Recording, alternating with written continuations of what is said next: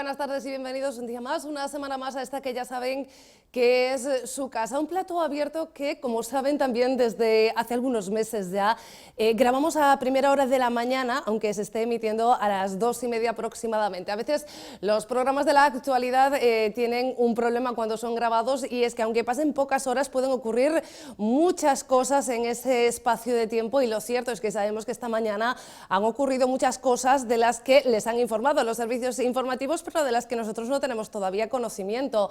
Caso de esa rueda de prensa del Comité Clínico de la que estamos pendientes. Ya sabemos cuál es la propuesta, cuál es la resolución, y es que 56 concellos entran también en ese nivel máximo de alerta donde ya estaba gran parte de Galicia. Entre esos concellos el Ayuntamiento de Vigo y otros 11 municipios del área metropolitana. Ya había 10, por tanto prácticamente todo el área sanitaria, el área metropolitana de Vigo, más o menos suelen coincidir, están en estos momentos en alerta máxima. Se salvan Covelo, Fornelos de Montes, Cangas y un municipio más que me estoy dejando en el tintero, pero queda también por la zona del condado. Dicho esto, ¿qué podemos y qué no podemos hacer? Eso sí que se lo podemos contar.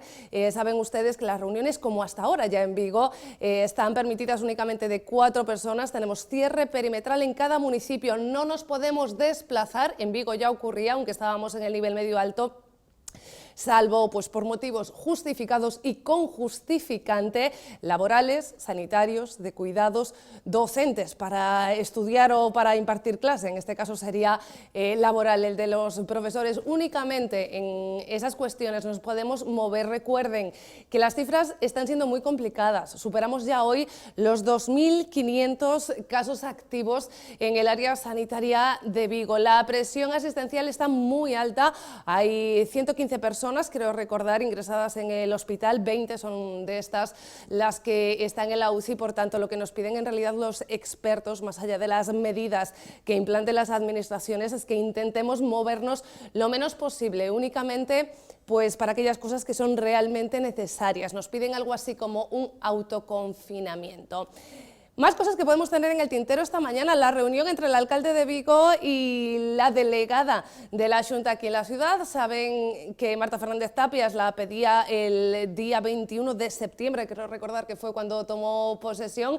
Finalmente esta mañana, en torno a las 11, se producía esa reunión. No conocemos todavía el resultado, pero a lo mejor nuestra concejala Yolanda Aguiar, que es quien va a participar hoy en este programa, nos puede adelantar algunos de los asuntos que se iban a tratar, porque sabemos que la labor en política social y las competencias y las inversiones están sobre la mesa ya desde hace algunos días. Yolanda Aguiar, ¿qué tal? Muy buenas tardes. Muy buenas tardes, María.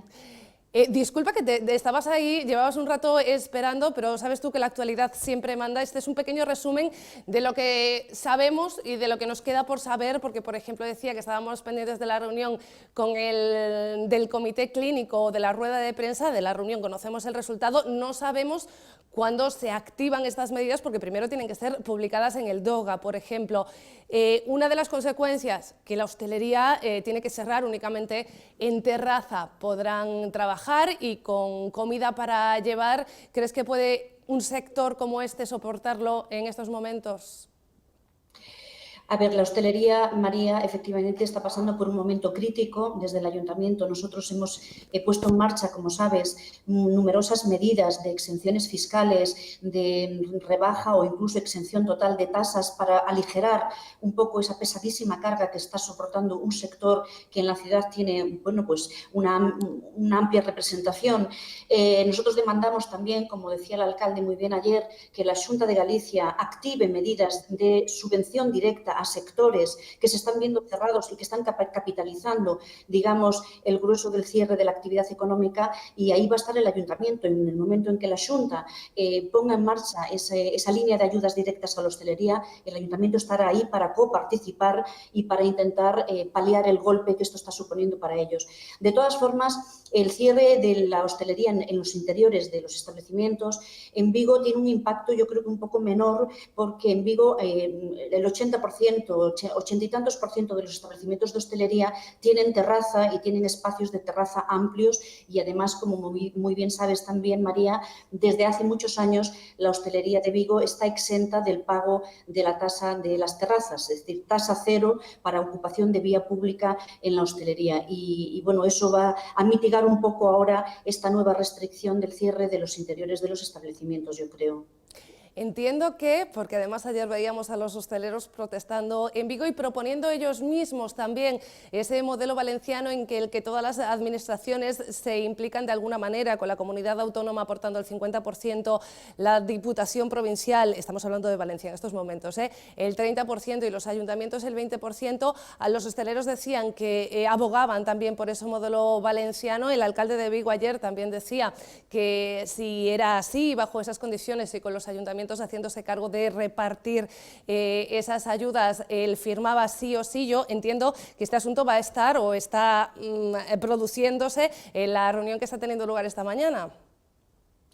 Bueno, desconozco el contenido de la reunión del alcalde con la delegada, yo creo que es más una reunión de carácter protocolario, pero en todo caso, insistir en que el Ayuntamiento de Vigo lleva demandando de la Xunta de Galicia ese plan de ayudas directas a la hostelería, entre otras razones porque la Xunta de Galicia ha recibido del Gobierno de España una inyección de dinero de más de 1.000 millones de euros para atender situaciones extraordinarias COVID, entre ellas las ayudas al comercio y a la hostelería, que insisto son los sectores económicos más afectados por la pandemia. Y efectivamente, el alcalde de Vigo lo ha dicho claramente, en el momento en que la Xunta de Galicia active esa línea de ayudas directas, el Ayuntamiento de Vigo estará para colaborar lealmente y aportar la proporción que tenga que aportar. Pero lo cierto es que pasan los días, pasan los cierres de los negocios, están a la orden del día y la Xunta de Galicia sigue sin reaccionar, sigue sin activar esa línea de ayudas directas que, bueno, que el presidente Feijóo ha anunciado ya en reiteradas ocasiones y que no vemos publicado en ningún DOGA de momento. Nosotros insistimos en que no podemos seguir en esta situación, la hostelería no puede seguir asfixiada, no podemos dejar pasar más tiempo, los negocios cierran todos los días y el Gobierno de España ya ha cumplido con su parte. El Gobierno de España ya ha transferido cantidades ingentes de dinero para política social, para hostelería, para comercio, para desinfección, es decir, fondos más que suficientes para que ya tendrían que estar en marcha paquetes de medidas importantes que desde luego los ayuntamientos no han llegado. Los ayuntamientos, María, estamos siendo las instituciones más próximas a los ciudadanos, las que estamos pagando el impacto de la crisis porque estamos teniendo que atender nuevas necesidades de carácter social como esta crisis sanitaria, pero también social. Estamos teniendo que desinfectar parques infantiles, colegios, instalaciones deportivas, es decir, un sobrecoste que le va a suponer a las arcas municipales un impacto económico muy notable. Y, por lo tanto, nosotros le demandamos a la Xunta de Galicia con toda lealtad institucional que esos fondos que el Gobierno de España ha transferido se inyecten a los ayuntamientos, como, por cierto, como se ha hecho en otras comunidades autónomas y no precisamente sospechosas, es decir, gobernadas por el Partido Popular. Andalucía, por ejemplo, ya en el mes de marzo publicó en el Boletín Oficial de la Comunidad Andaluza la transferencia de esos fondos en un reparto directo a los ayuntamientos, teniendo en cuenta una serie de criterios objetivos como densidad de población, superficie, número de personas positivas por COVID, etc. Nosotros demandamos de la Xunta lo mismo, es decir, que en atención a una serie de criterios objetivos que no sean discrecionales, se repartan esos fondos a los ayuntamientos para que podamos nosotros, a su vez, gestionarlos directamente como la administración más próxima a los ciudadanos que somos, ¿no?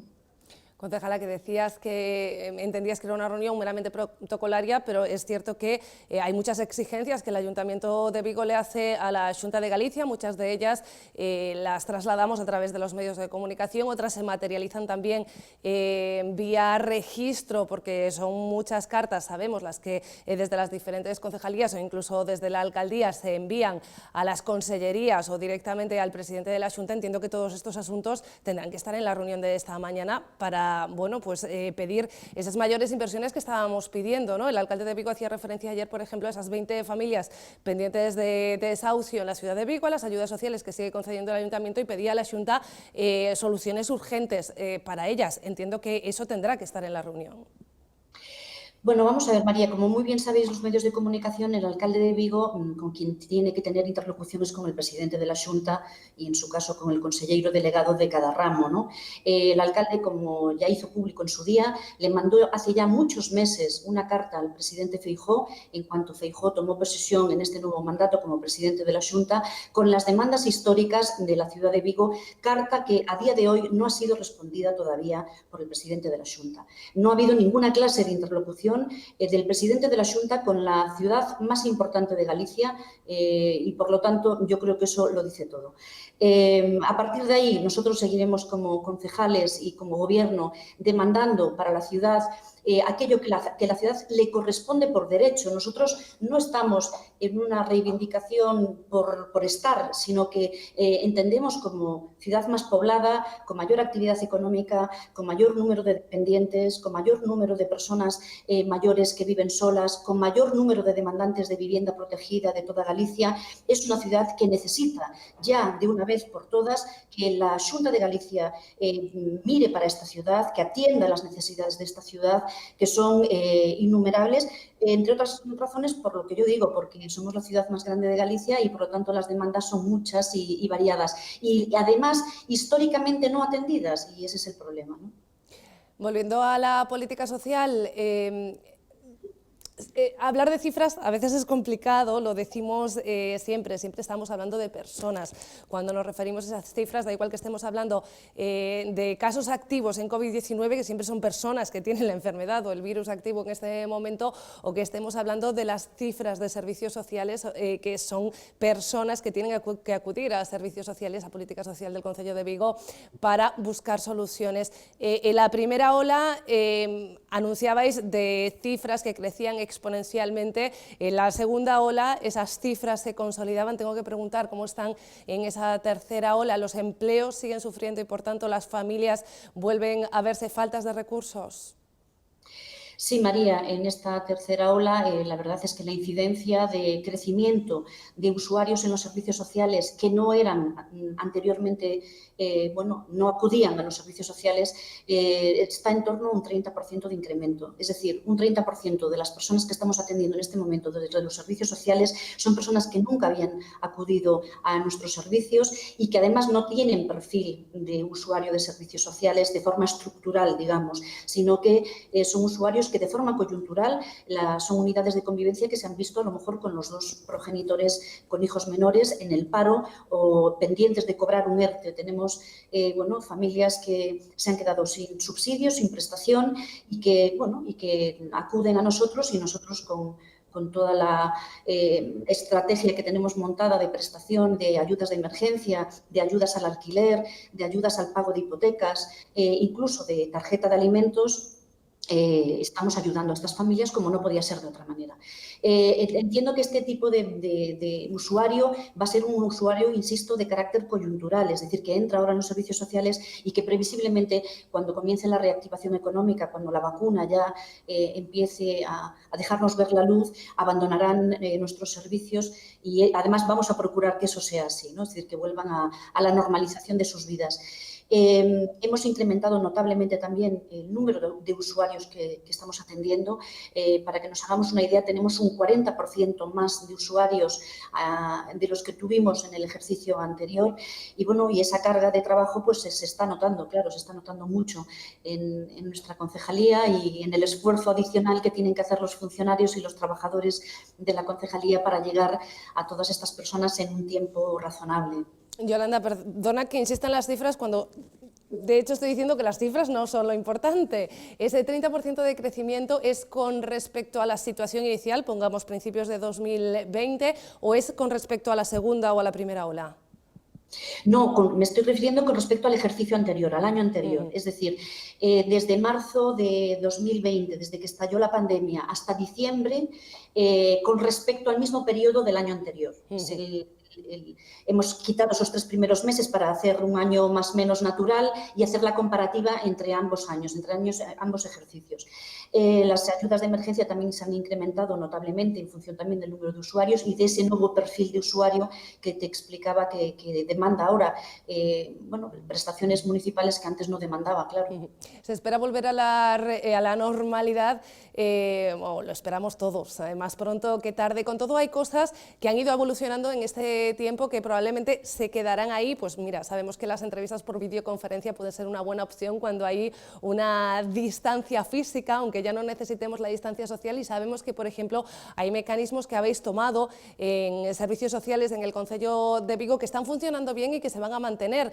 Hacíamos referencia, o se hacía referencia en uno de los últimos plenos, yo creo que en el Ayuntamiento de Vigo, que ese sistema de conceder ayudas semana a semana, en cambio, en comparación al proceso que se tomaba antes, que era con más tiempo y que no era de forma anual, pero casi es que, igual que está funcionando bien ahora, se espera que tenga permanencia de cara a futuro. Sí, así es, María. Ha funcionado muy bien. La verdad es que el COVID nos ha hecho también hacer de la oportunidad virtud y hemos aprendido muchas cosas. Y una de las cosas que hemos constatado es que este nuevo sistema de concesión de ayudas de emergencia prácticamente en tiempo real, realizando 2 comisiones a la semana, en el que pues, estamos solventando situaciones en la misma semana. Y no solamente eso, sino que hemos incrementado mucho los umbrales de las ayudas de emergencia que estamos concediendo.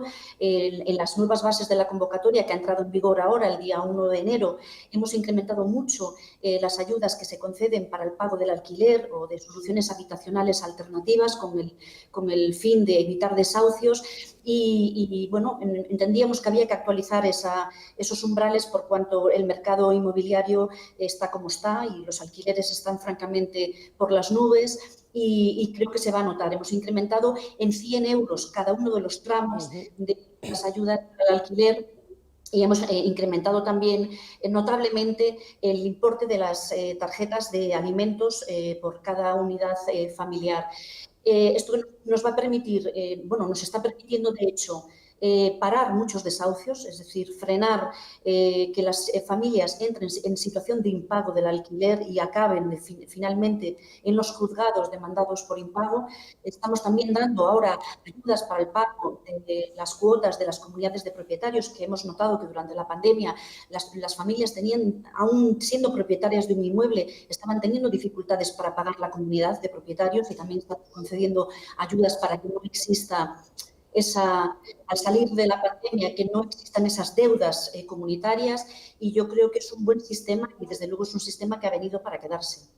Yolanda, hemos superado ya la ola de frío, como mínimo esta borrasca Filomena, que ha dejado consecuencias importantes en toda la península. Aquí un frío inusual, aunque no tuviéramos esas copiosas nevadas, y se ha llevado una vida ese frío. En numerosas ocasiones hablamos de los dispositivos de frío y de la situación del albergue. Aquí en numerosas ocasiones también tú nos explicabas la labor de las trabajadoras sociales o de los trabajadores municipales intentando convencer a determinados usuarios que no quieren acudir a ese tipo de servicios.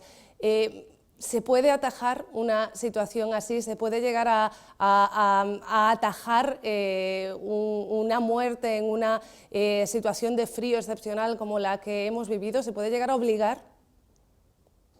No, como sabemos, nosotros no podemos obligar a las personas a recibir los servicios que prestamos si no hay la intervención de un juez, una orden judicial. De hecho, en aquellos casos más extremos en los que vemos que cuando no aceptan los servicios municipales la ayuda, vemos que esa persona está en riesgo, que su integridad física está en riesgo, nosotros mismos instamos a la Fiscalía la incapacitación de esa persona para un ingreso involuntario y para que se puedan adoptar medidas extraordinarias de atención, aun en contra de la voluntad de esas personas. Hemos instado algunos casos en Vigo, por razones obvias no vamos a desvelar ningún dato de carácter personal, pero sí que hemos tenido que instar ante la Fiscalía algunas intervenciones de carácter judicial, pero en el resto de los casos Yo siempre digo lo mismo y tú lo sabes, María, los servicios sociales son de prestación obligatoria pero de recepción voluntaria.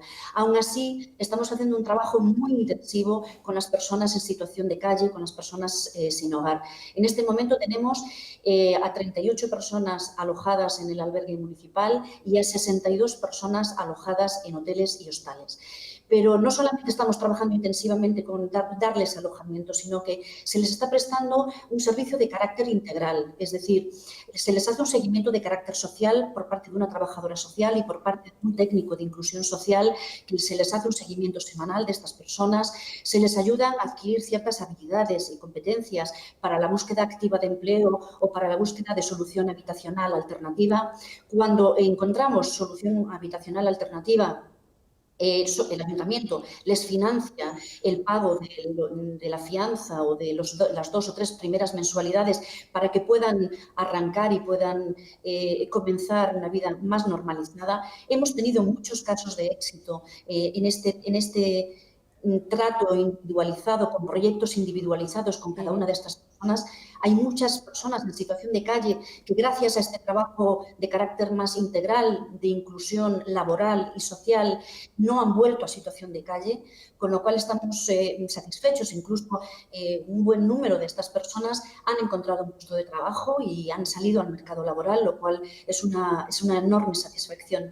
El trabajo que se desarrolla en el albergue municipal, en el Centro Integral de Inclusión Social, no solamente es el de ofrecer pernocta, es el de, como digo, formarles, capacitarles, instruirles en ciertas habilidades y competencias para que ellos mismos puedan ser autónomos y autosuficientes en la búsqueda activa de empleo, en elaborar un currículum, en preparar entrevistas de trabajo. Es decir, que es un trabajo silencioso y muchas veces desconocido, pero que yo quiero poner en valor porque el Centro de Inclusión Social de Vigo es uno de los pocos centros municipales de estas características que hay en España.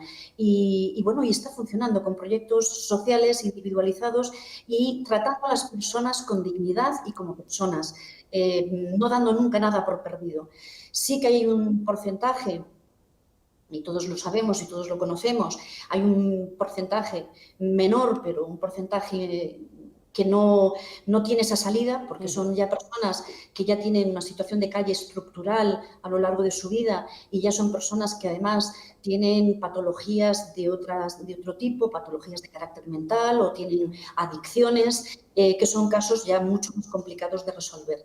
Pero tampoco esos casos los damos por perdidos. También trabajamos desde Cedro con las personas que tienen adicciones, les hacemos un seguimiento y procuramos también encauzar sus vidas para que salgan de esa situación de calle. Oye, por cierto, hablando de Cedro y de personas que están en situación de la drogodependencia, que veíamos el otro día un nuevo ranking de la revista Forbes de aquellas personas que habían ganado mucha riqueza, pero riqueza emocional, en este caso por su labor en servicios sociales. Y tenemos a Inés Vázquez, que es del área metropolitana, y también a Carmen Avendaño dentro de esa lista de los 100 más ricos, ¿no? Qué riqueza también la nuestra, tener a personas que trabajan así, de esa manera, en estos sectores. Desde luego, en esta pandemia sobre todo lo hemos notado mucho, María, la labor que realiza el tercer sector es fundamental para nosotros. De hecho, el Ayuntamiento lo tiene tan claro que nosotros, como sabes, tenemos convenios firmados con las principales entidades del tercer sector que operan en el ámbito de lo social. Tenemos firmados convenios con todos los comedores sociales, tenemos firmados convenios con entidades como AFAN, como Vida Digna. Es decir, esta labor que han realizado coadyuvando a la labor pública, a la institucional, es determinante para nosotros. Yo tengo la gran suerte, María, de tener una concejalía en la que tenemos servicios pioneros en este ayuntamiento y yo estoy súper orgullosa. Un centro como el Centro de Inclusión Social o como Cedro, que somos también el único centro de prevención de drogodependencias de carácter municipal que hay en Galicia, sufragado además por el Ayuntamiento de Vigo y que también tiene en torno a 1000 usuarios. Es decir, nosotros estamos haciendo itinerarios muy complementarios entre el Centro Social de Inclusión Social y el propio Pedro, ¿no? Estamos además ahora, en este momento, con la elaboración del cuarto plan local contra las drogas y contra otras adicciones sin sustancia. De hecho, este cuarto plan va a abordar también la prevención en materia de adicciones sin sustancia, como son las adicciones a los videojuegos, las adicciones al juego online, las adicciones a las nuevas tecnologías, la dependencia de las nuevas tecnologías en jóvenes, muy jóvenes, muy jóvenes, muy jóvenes, que nos preocupa muchísimo. Y bueno, el cuarto plan municipal de prevención de drogas y de otras adicciones verá la luz en apenas un mes y pico, que lo presentará el alcalde de Vigo, porque además también en eso el Ayuntamiento de Vigo es un ejemplo de buenas prácticas a nivel de toda España. Yolanda, pues si te parece puede ser un asunto del que tratemos en próximas entrevistas o en próximos programas, porque esto se convierte en formato entrevista o diálogo, no sé cómo decirlo, pero que contamos también con la colaboración de los espectadores en caso de que quieran enviarnos correos electrónicos y hacer preguntas. Muchísimas gracias, como siempre, y hasta el próximo martes o el siguiente. Muchísimas gracias a vosotros, como siempre, María, un placer. Un abrazo. Y digo hasta el próximo, el siguiente, porque saben ustedes que cada día, cada martes, nos acompaña un concejal o una concejala del Ayuntamiento de Vigo, que no siempre es el mismo, pero siempre con ellos y con ellas intentamos tratar los asuntos de la actualidad y sobre todo aquellos asuntos que a ustedes les interesan o sobre todo los asuntos que les preocupan. Si tienen alguno, ya lo saben, platoabierto@televigo.com, platoabierto@televigo.com. Esa es la dirección a la que nos pueden enviar sus preguntas, cuestiones, quejas o sugerencias. Ahí la tienen en pantalla con ese correo electrónico. Nos despedimos hasta mañana. Un beso.